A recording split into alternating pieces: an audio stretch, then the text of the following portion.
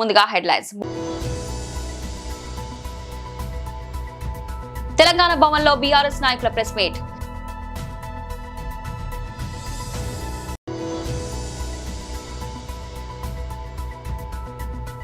మాజీ మంత్రి అంబటి రాంబాబు రాజమండ్రి జైలు నుంచి విడుదలయ్యారు.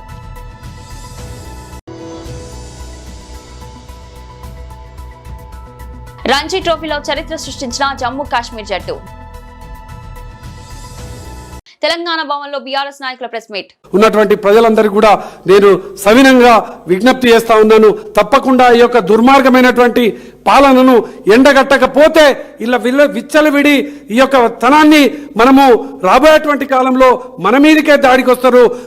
మనల్ని బతుకుదరలను నాశనం చేసేటువంటి పరిస్థితి ఉంటది. కాబట్టి ఈ యొక్క పెద్దపల్లి జిల్లాలో ఎక్కడ చూసినా కూడా ఇదే దుర్మార్గం.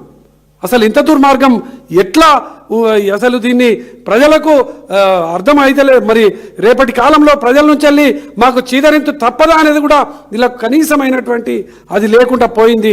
ఖచ్చితంగా ప్రజలకు అందరికీ కూడా నేను ఈ సందర్భంగా విజ్ఞప్తి చేస్తూ రామగుండం నియోజకవర్గంలో రీపోలింగ్ జరగాలి. తప్పకుండా ఎన్నికలను రద్దు చేయాలి.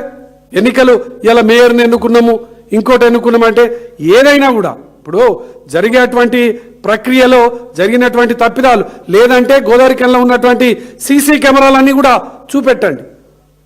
ఇలా మా వాళ్ళందరూ కూడా మా గౌరవ కార్పొరేటర్లుగా ఓడిపోయినటువంటి వాళ్ళందరూ కూడా మొత్తుకుంటా ఉన్నారు. ప్రతి ఒక్క బూత్ దగ్గర జరిగినటువంటి మీ యొక్క విచ్చలవిడితనం, పోలీసులు చేసినటువంటి జులుం, దీనికి అంతటి కూడా వీడియోలన్నీ కూడా క్లియర్గా ఉన్నాయి. మా దగ్గర ఈ బొడ్డు రవీందర్ ఇంటి మీద చేసినటువంటి పోలీసుల దాడికి సంబంధించిన వీడియో కూడా ఉన్నది. దీన్ని కూడా మేము కోర్టులో ఫైల్ చేస్తున్నాం. దీని అంతా కూడా చూపిస్తా ఉన్నాం. ఖచ్చితంగా ఈరోజు పోలీసు స్పందించాలి, ఎలక్షన్ కమిషన్ స్పందించాలని సందర్భంగా మేము డిమాండ్ చేస్తూ చెన్నూరులో జరిగినటువంటి దాడి ప్రజాస్వామ్యానికే గొడ్డలి పెట్టు. వివేక్ వెంకట స్వామి మేము గొప్పగా మేము చాలా సున్నితంగా ఈ యొక్క గొప్ప పాలన చేస్తున్నామని చెప్పడం కాదు, సుమన్ను ఇంకా వేరే విధంగా మాట్లాడేటువంటి ప్రయత్నం చేయడం కాదు. నువ్వు చేసినటువంటి ప్రయత్నం ఏంది? అసలు నువ్వు కేతనపల్లి ఓటు వేయడానికి పోవడానికి మెజార్టీ వచ్చినాక నీ ఓటు ఎందుకు? అక్కడ లోపలికి పోయినాక కెమెరాలు లేకుండా బంద్ చేపించి చేతులు ఎత్తేటోళ్లను కిందికి దింపించి గిదేనా ఈ యొక్క ఒక్క మున్సిపాలిటీల మీద గింత దౌర్జన్యమా నీది? గింత దుర్మార్గమా? మంత్రిగా ఉండవచ్చు, డబ్బులు ఉండవచ్చు, అన్నీ కూడా ఎన్ని రోజుల్లో ఉండేటివి కాదు. ఈ ప్రజాస్వామ్యాన్ని కూని చేసినటువంటి, ప్రజాస్వామ్యానికి విరుద్ధంగా పరిపాలన చేసినటువంటి పాలకులకు ఎట్లాంటి గతి పట్టిందో రేపు వివేక్ వెంకటస్వామికి అటువంటి గతి పట్టక తప్పదని ఈ సందర్భంగా తెలియజేస్తా ఉన్నాం. మాజీ మంత్రి అంబటి రాంబాబు రాజమండ్రి జైలు నుంచి విడుదలయ్యారు. ఓకే, సంతోషం. వెళ్ళేటప్పుడు సంతోషమే, వచ్చేటప్పుడు సంతోషమే. ఎందుకంటే 18 రోజుల పాటు ఆల్ ఆర్ బెయిలబుల్ కేసెస్, 18 రోజుల పాటు సెంట్రల్ ప్రిజన్లో ఉండవలసిన పరిస్థితి ఏర్పడింది. దీనికి కారణం ఈ ప్రభుత్వం, పోలీసులు కుమ్మక్కై చేసినటువంటి సంఘటనలు.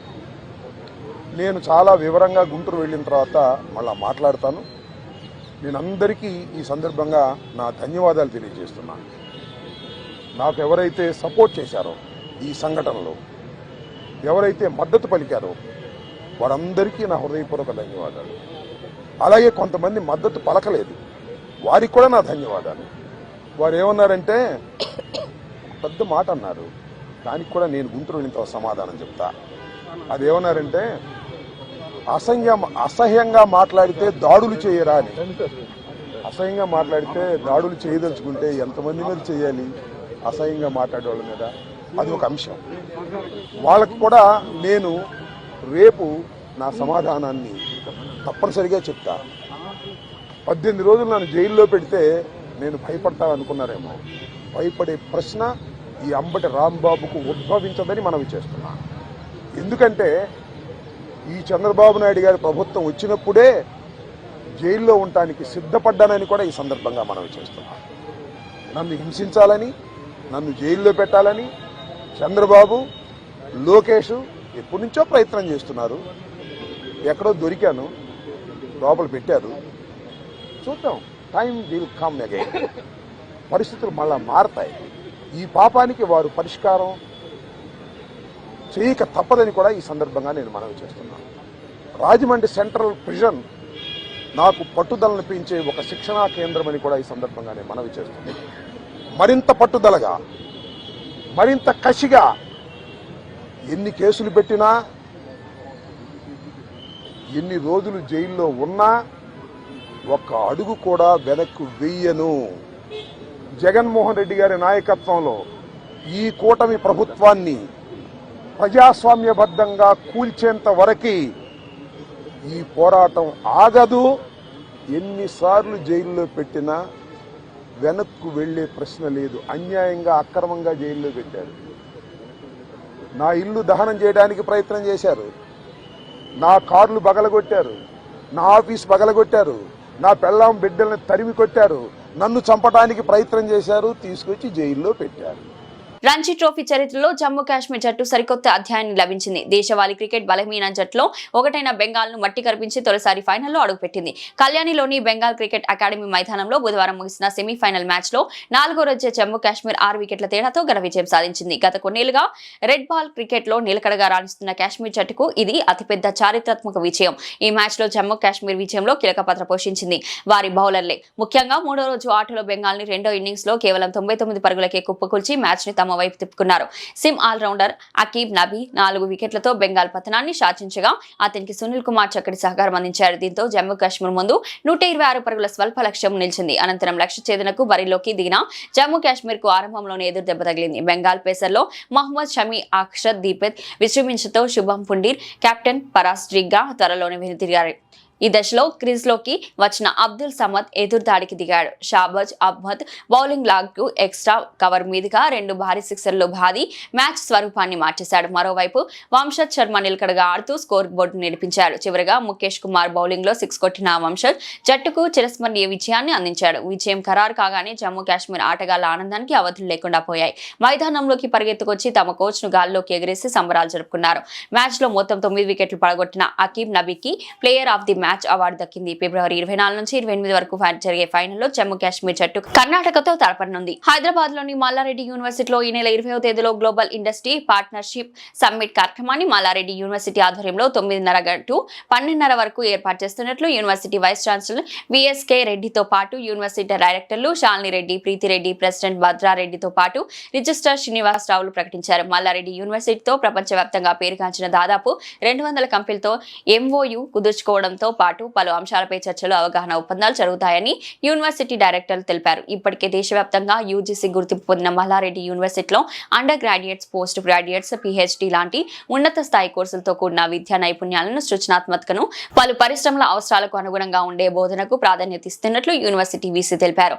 ఈ గ్లోబల్ సమ్మిట్ ద్వారా విద్యారంగంలో విద్యార్థులకు అంతర్జాతీయ సాంకేతికత, ఐటీ సంస్థల మధ్య వ్యూహాత్మక భాగస్వాములను బలోపేతం చేయడమే లక్ష్యంగా పెట్టుకున్నామన్నారు. ఈ గ్లోబల్ సమ్మిట్ కార్యక్రమంలో ప్రపంచవ్యాప్తంగా పేరుగాంచిన అంతర్జాతీయ సంస్థలైన Apple, Amazon, Google, IBM, Oracle, Tech Mahindra లాంటి కంపెనీల ప్రతినిధులు పాల్గొంటారని యూనివర్సిటీ డైరెక్టర్ ప్రీతిరెడ్డి తెలిపారు. ఏ కోర్స్ తీసుకున్నా కూడా it should be all not just bookish, theoretical కాకుండా experiential learning, hands on training is very important. So ఇప్పుడు జనరల్గా మెడికల్ కాలేజ్ ఎట్లా హాస్పిటల్ ఉంటుంది, so the same way imagine building labs of different sectors of different companies in our campus is what is the plan. So we'll andarki invite cheshi, we'll be having a partnership is of two types. One is training our existing BTech students during their semesters or during their course from first semester itself. It is going to be like 50-50, 50% theoretical, 50% practical, hands-on training. That is the training part. Second is the placements. So when so many labs come and they train our BTech students and they are ready for the job. So while we got a lab setup JC, lab level training is there, they will be ready for what the generation needs, what the company needs. So while placement easy ga dorukothe. Till today, the conventional way of AICT method of teaching engineering is more of theoretical. But we adding these industry ties, this industry integrated curriculum in our campus, whether it is Google, Oracle, Amazon, Apple, you take TCS, Tata Consultancies, anyone, IBM, Red Hat, so many companies are coming. They are coming here so that they expose our students towards industry. And when they leave, they complete their BTech degree, they are ready for the job. And that too for better job, the right position. And even the students will come to know industry gain kavalani. So this is the entire idea of getting this kind of a collaboration. So it's training as well as placements. So we are creating labs of all these companies in our campus itself. So thanks to the entire team here from the VC of Mallareddy University, VSK Reddy Garu, and Dr. Bhadra Reddy Garu, Shalini Madam Garu, and Manishan Garu, and of course Srinivas Garu, the registrar, and Subhash Garu, and of course all the other media people, Sanjira Garu, everyone. They are taking the best initiative to make this possible. So thank you so much. And I request all of you to be a part of this event too. Thank you. Malla Reddy యూనివర్సిటీలో global industry partnership summit అనేది చాలా mega వేలో జరుగుతుంది.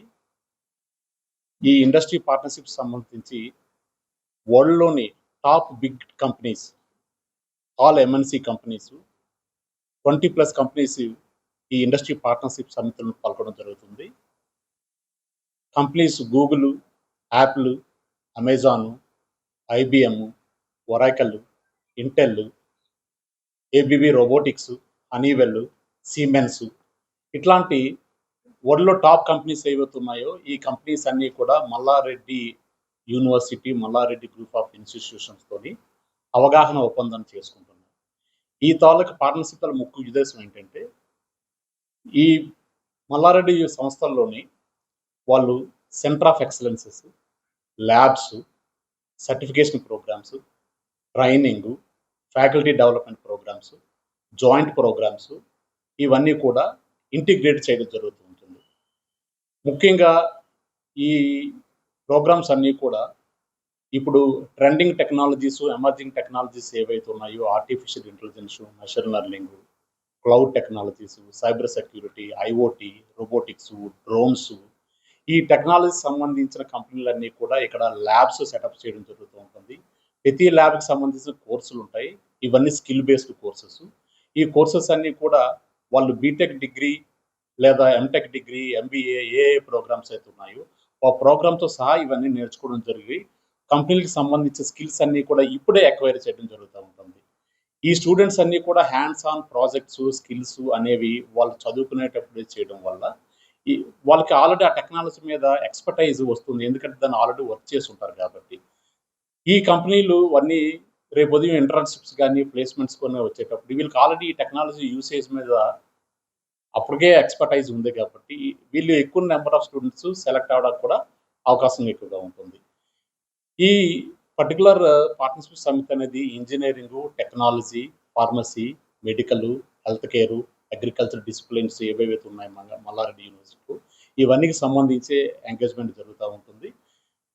దీనికి Mallareddy sir తాలూకా ముఖ్య ఉద్దేశం ఏంటంటే ఆయనకి ఈ ప్రపంచ ప్రఖ్యాతిగాంచిన కంపెనీలతోని ఆ కంపెనీలన్నీ కూడా మల్లారెడ్డి విద్యా సంస్థ లోపలే ఉండాలి. అందులోని ఆ కంపెనీస్ తాలూకా టెక్నాలజీ యూజ్ చేసుకుని పిల్లలందరికీ రెడీ చేసి ప్రపంచానికి చిన్న నైపుణ్యం గల ఇంజనీర్లని తయారు చేసి ఈ ఇండస్ట్రీకి అందించే ఉద్దేశంలో ఈ ప్రయాణం అంతా జరుగుతూ ఉంటుంది. సో ఇందులో భాగంగానే ఈ ఇండస్ట్రీ పార్ట్నర్షిప్ సమిట్ జరుగుతుంది. చాలా కంపెనీ తాలూకు ప్రతినిధులు డైరెక్ట్ వాళ్ళందరూ ఇక్కడికి వచ్చి వాళ్ళ తాలూకా ఎక్స్ప్రెషన్ ఆఫ్ ఇంట్రెస్ట్ మల్లారెడ్డి తాలూకా విద్యా సంస్థలతోని వాళ్ళు ఏమేమి చేయాలనుకుంటున్నారు అనేది తెలియజేయడం జరుగుతూ ఉంటుంది. ఈ సమిట్ అవ్వగానే దీని తాలూకు సంబంధించిన తాలూకా initiatives, process, lab setting up, technologies, transformation ఇవన్నీ కూడా పిల్లలకి అందజేయడం జరుగుతుంది. ఇది దీని యొక్క ముఖ్య ఉద్దేశం. భద్రాద్రి కొత్తగూడెం జిల్లా దుమ్మపేటలో బార్ అసోసియేషన్ ఆధ్వర్యంలో న్యాయవాదులు నిర్వహించిన ధర్నా ర్యాలీని ఎమ్మెల్యే జారే ఆదినారాయణ పాల్గొని సంఘీభావం తెలిపారు. హైదరాబాద్ లో న్యాయవాది ఖాదీర్ హత్యను ఖండిస్తూ రాష్ట్రంలో న్యాయవాదుల రక్షణ కోసం ప్రత్యేకంగా అడ్వకేట్ ప్రొటెక్షన్ యాక్ట్ అమలు చేయాలని న్యాయవాదులు డిమాండ్ చేశారు. ఈ సందర్భంగా మాట్లాడుతూ న్యాయవాదులు సమాజంలో న్యాయ కోసం పోరాడే శక్తులని, వారి భద్రత రాష్ట్ర ప్రభుత్వ బాధ్యత అని పేర్కొన్నారు. ఖాదీర్ గారి హత్య ఘటన బాధాకరమని, ఇలాంటి సంఘటనలు పునరావృతం కాకుండా కఠిన చర్యలు తీసుకోవాల్సిన అవసరం ఉందన్నారు. న్యాయవాదుల రక్షణకు చట్టపరమైన చర్యలు తీసుకునేలా ప్రభుత్వ దృష్టికి తీసుకెళ్తానని ఎమ్మెల్యే జారీ ఆదినారాయణ హామీ ఇచ్చారు. ఈ న్యాయ వ్యవస్థ మరి తప్పకుండా మరి న్యాయం కోరే దిశలో పనిచేస్తున్నప్పుడు న్యాయవాదుల మీద జరిగిన దాడుల్ని మనం చేయగలిగితే న్యాయం మరి నిలిచి ఉండదు అని చెప్పేసి తెలియజేస్తా ఉన్నాను. కాబట్టి ఈ అంశం మీరు ఏదైతే న్యాయ సంబంధమైన అంశాల మీద చేస్తున్న పోరాటానికి నా వైపు మద్దతుతో పాటు ఈ అంశాన్ని ప్రభుత్వ దృష్టికి తీసుకెళ్తారని చెప్పేసి తెలియజేస్తాం. అనంతపురం నగరంలోని రుద్రంపేట పంచాయతీలో భూమి బాధితులు మాట్లాడుతూ వివిధ పత్రికలలో కథనం అనుచరులు భూమిని కబ్జా చేశారని అన్నారు. కానీ వాస్తవం ఏమిటంటే ఇది కబ్జా అనే దానికంటే మాదిగల భూమిని కబ్జా చేశారని చెప్పవచ్చు. కనీసం మా భూమిని కబ్జా చేశారని చెప్పుకోవడానికి ఇది వరకు మీడియా ముందు కూడా రాలేని పరిస్థితి. రుద్రంపేట పంచాయతీలోని మాదిగలమైన మేము 12 కుటుంబాలమైన మేము ప్రతిరోజు కూలిపోతే కూడా ఇల్లు గడవని పరిస్థితి మాది. మాకు భూమి 135/19 లీటర్ సర్వే నెంబర్ మాది. ఈ భూమి మా తాత నల్లప్పకి సంబంధించింది. మా దగ్గర అన్ని ఎవిడెన్స్ ఉన్నాయి. అయినా కూడా మా భూమిని ఆక్రమించారు కనుక మా మీద దయ ఉంచి కలెక్టర్, ఎస్పీ మాకు న్యాయం చేయవలసిందిగా కోరుతున్నాం. అనుచరుడు కబ్జా అని చెప్పి రాసినారు. అనుచరుడు కబ్జా కాదు, ఇది మాదిగల భూమి కబ్జా చేసినారని నేను ధైర్యంగా మీ మీడియా ముందు నేను ఈరోజు ఇన్ని ఏండ్లుగా కూడా అట్లీస్ట్ మీడియా ముందరికి వచ్చి చెప్పుకునే దౌర్భాగ్య స్థితిలో మేము మాదిగలమైన మేమున్నాము. రుద్రంపేట గ్రామంలో కొన్ని ఏండ్లుగా జీవనము అట్లీస్ట్ కూలిపోతేనే ఆ రోజు సాయంత్రానికి జీవనం గడుస్తుంది. అలాంటి పరిస్థితుల్లో దాదాపు 12 కుటుంబాలకు సంబంధించిన భూమి 135/13 లీటర్ ఉంది. 135/13 అంటే గతంలో ఇవి ఇనాం భూములు. మా యొక్క సేవలను గుర్చింటి మా మామ వాళ్ళ తాత పేరు నల్లప్ప. ఆ నల్లప్ప ఇప్పుడు డైక్లాట్లో కానీ, RH లో కానీ, 10-1లో కానీ, 2013లో డిగ్రీ కాపీ ఉంది. ప్రతి ఒక్కటి ఇన్ని ఎవిడెన్స్లు పెట్టుకొని కూడా ఈరోజు ఏమీ చేయలేని దీన స్థితిలో ఉన్నాము మేము ఎస్సీలు. కాబట్టి అందుకని ప్రత్యేకంగా నాయకులకి, రాజకీయ నాయకులకి మీరు రుద్దడం సరికాదు. ఏదన్నా ఉంటే మీది భూమి అయినప్పుడు డైరెక్ట్గా ఫేస్ టు ఫేస్ మా ముందరకు వచ్చి మాది భూమి అని మేము అడిగిన దానికి మీరు సమాధానం ఒకటి చెప్పుకుంటే ఈ పేపర్లన్నీ చించేసి మీ ముందు పెట్టి మేము భూమి మాకు లేదని చెప్పి మేము ధైర్యంగా మేము చెప్పుకోగలుగుతాం.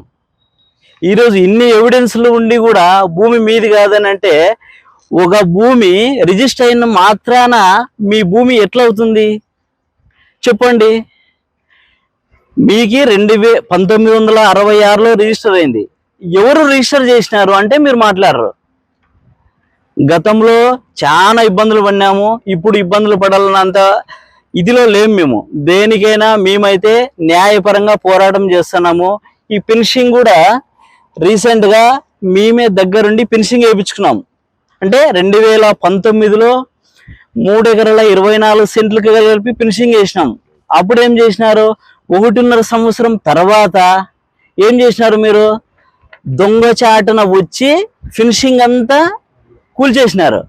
అంటే మాదిగలు చేతగానితనం వారు, మాదిగలంటే రాజకీయంగా రాకూడదు, మాదిగలకు భూమి ఉండకూడదు, మాదిగలు ఎదగకూడదు. అంటే మీ ఉద్దేశం ఏమి? మీకు ఒకవేళ తోకలు ఉండొచ్చు, మాకు తోకలు లేవు. కానీ మేము ఈరోజు మీడియా ముఖ్యంగా తెలియజేసేది ఏమంటే మాది ఇప్పుడు ఎవరైతే ఫస్ట్ రోడ్లో నివాసం ఉంటున్నా అంటే వలస వచ్చి ఈరోజు బ్రిటిష్ వాళ్ళు ఏ విధంగా వలస వచ్చి భారతదేశాన్ని దోచినారో అట్లా ఎక్కడో నుంచి వేరే రాష్ట్రాల నుంచి వలస వచ్చి బట్టల షాపు చంద్రశేఖర్ అని నువ్వు ఖబర్దార్ చంద్రశేఖర్ నేను హెచ్చరిస్తున్నా మీడియా ముఖంగా, నువ్వు దొంగచాటున వైఎస్ఆర్ నాయకుల్ని లేకపోతే తోదుర్తి చందునో ఇంగోరో అనే నువ్వు అడ్డం పెట్టుకొని వాళ్ళకి అమ్మినాను వాళ్ళతో మాట్లాడుకోపోండి అని చెప్తున్నావు.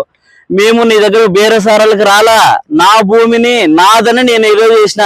నీకు ధైర్యం ఉంటే 24 hours టైం ఇస్తున్నారా, సైడ్లోకి రా, మీడియా ముఖంగా నేను భేటీకి కూర్చుంటా. నీ భూమి ఎవరు ఎక్కడి నుంచి వచ్చింది, ఎవరు అమ్మినారు నీకే? అంటే డైక్లాట్ అంటే ఆ రోజు బ్రిటిష్ కాలంలో మాలాంటి వాళ్ళని గుర్తించి సేవలకి ఈరోజు భూమి ఇచ్చినారు. డైక్లాట్ లో ఉంది, RH లో ఉంది, 10-1లో ఉంది. ఇన్ని ఎవిడెన్స్లు పెట్టుకొని కూడా మేము చేతగాని వారంలో కూర్చున్నాము. రాజకీయంగా దయచేసి రాజకీయంగా రుద్దొద్దండి మమ్మల్ని. మేము మాదిగలమైనంత మాత్రం మమ్మల్ని వాడుకొని మీరు లబ్ధి పొందొద్దండి. ఇంకోరో ఇన్ఛార్జో ఇంకోరో చేపించినారని చెప్తున్నారు. అది కాదు ముఖ్యము. నీకి పదే నేను చెప్పేది చంద్రశేఖర్ బాగా గుర్తు పెట్టుకో. చంద్రశేఖరే కాదు, దీంట్లో 3 ఎకరాల 24 సెంట్లలో ఉన్న ఏ ఒక్క ఓనర్ అయినా మీది భూమి అయితే 24 గంటల్లో నేను ఛాలెంజ్ చేస్తున్నాను, మీరు రాండి, డిబేట్ కూర్చోండి. గతంలో సిఐ కత్తి శ్రీనివాసులు సార్ అన్నప్పుడు కూడా నేను చాలా తోర్ల పలవాట్లు చేసిన. భారతదేశం ఒక గొప్ప సాంకేతిక పరివర్తనకు నాంది పలుకుతుందని, దేశ భవిష్యత్తును తీర్చిదిద్దడంలో ఆర్టిఫిషియల్ ఇంటెలిజెన్స్ కీలక పాత్ర పోషించనుందని Alphabet Google CEO Sundar Pichai అన్నారు. ప్రస్తుత దశను పరివర్తన సమయంగా ఆయన అభివర్ణించారు. బుధవారం ఢిల్లీలో జరిగిన ఒక కార్యక్రమంలో ఆయన మాట్లాడుతూ ఇది టెక్నాలజీ ఆవిష్కరణలో మరియు AI విస్తృత వినియోగంతో నడిచే ఒక దశాబ్ద కాలపు మార్పునకు నాందిలా అనిపిస్తుందని పేర్కొన్నారు. ఆర్టిఫిషియల్ ఇంటెలిజెన్స్ ద్వారా లబ్ధి పొందేందుకు భారతదేశం ప్రత్యేకమైన స్థితిలో ఉందని, అయితే ఈ అవకాశంతో పాటు గొప్ప బాధ్యత కూడా ఉంటుందని సుందర్ పిచాయ్ చెప్పారు. AI పరిశోధనలో బలమైన పెట్టుబడులు పెట్టాలని, దాని వినియోగానికి అన్ని రంగాలకు విస్తరించాలని ఆయన సూచించారు. సమాజంలో ప్రతి ఒక్కరికి ఆర్థిక వ్యవస్థలోనూ ప్రతి విభాగానికి AI ప్రయోజనాలు చేరేలా పునాది స్థాయి నిర్మాణం జరగాల్సిన ఆవశ్యకత ఆయన వివరించారు. బులెటిన్ ముగించే ముందు హెడ్లైన్స్ మరోసారి. తెలంగాణ భవన్లో బీఆర్ఎస్ నాయకుల ప్రెస్ మీట్.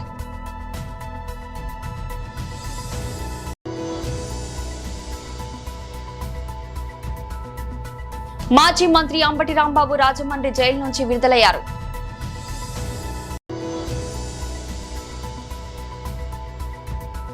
రంజీ ట్రోఫీలో చరిత్ర సృష్టించిన జమ్మూ కాశ్మీర్ జట్టు. ఇది రోజు బులెటిన్. మరో బులెటిన్లో మళ్ళీ కలుద్దాం. అంతవరకు సెలవు.